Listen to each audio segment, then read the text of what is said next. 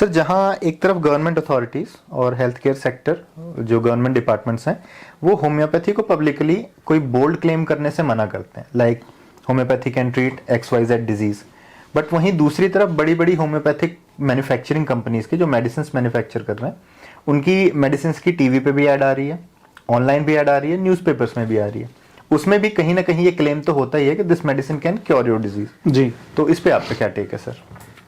देखिए ये जैसा मैंने शुरू में बताया कि बायस्ड होने की ज़रूरत तो नहीं होती है, बट ये सभी का एक जुडिशियस डिसीजन अपना अपना है, पर्सनल है।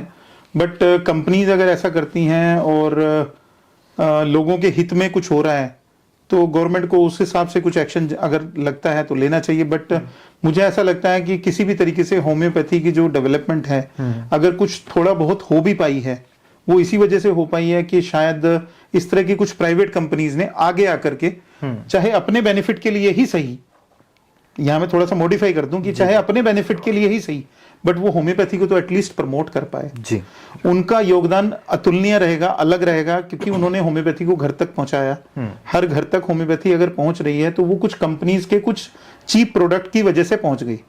हालांकि उसके साइड इफेक्ट हैं या अफोर्डेबल हम कह सकते हैं, तो वो मतलब 100 रुपए की 200 रुपए की दवाई खा करके पेशेंट को लगता है कि मेरा ये फलाना सिस्टम, मेरा सिर दर्द ठीक है, या मेरे को पाइल्स की प्रॉब्लम थी और मैं फलाना जूस ये पी रहा हूँ, ये होम्योपैथी का मदर टिंचर लेने से मेरे को आराम मिल रहा है। तो कहीं ना कहीं हेल्प तो है, लेकिन मेरा केवल एक ही व्यू पॉइंट है कि मिक्सचर ऑफ मेडिसिन से बचें। मिक्सचर ऑफ मेडिसिन, जितनी भी मिक्सचर बनाने वाली कंपनीज हैं, मिक्सचर यानी पाइल्स के लिए आपने कोई मेडिसिन बनाई तो पाइलो वेट बना दिया, पाइलो कुछ बना दिया, पाइल से रिलेटेड आप कुछ भी लिख के बनाएंगे, उसके ऊपर पाइल्स की फोटो छाप देंगे या उसके ऊपर कुछ इस तरह से मैग्नीफाइंग कुछ ना कुछ फोटोग्राफ लगा होगा तो बंदे को अट्रैक्शन तो जरूर लगता है for the time being, but long term में वो उसको खराब भी कर सकता है।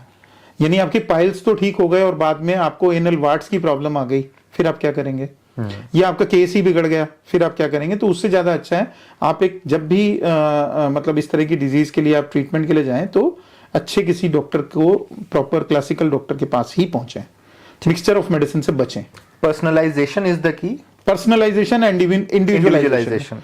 जैसा मैंने बात की ना, ये इंडिविजुअल है, आपकी पर्सनालिटी अलग है, मेरी अलग है। कई लोग होते हैं ना जिसको कई बार बोलते हैं कि भाई ये बंदा अलग है, ये बंदा, बट पूरी दुनिया में हजारों लाखों करोड़ों बंदे हो गए, है ना। फेस किसी के नहीं मिलते, स्वभाव किसी का नहीं मिलता, तो दवाइयां कैसे एक जैसी हो सकती हैं?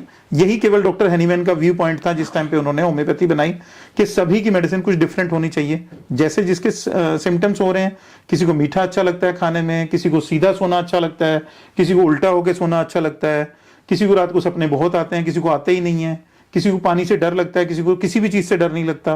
तो ईच एंड एवरीथिंग कहीं ना कहीं हमें उसको पर्सनालिटी में लेना चाहिए, उसी के हिसाब से इंडिविजुअल टोटलिटी के हिसाब से ही मेडिसिन दें। And this is exactly homeopathy, holistic science इसीलिए इसको बोला जाता है।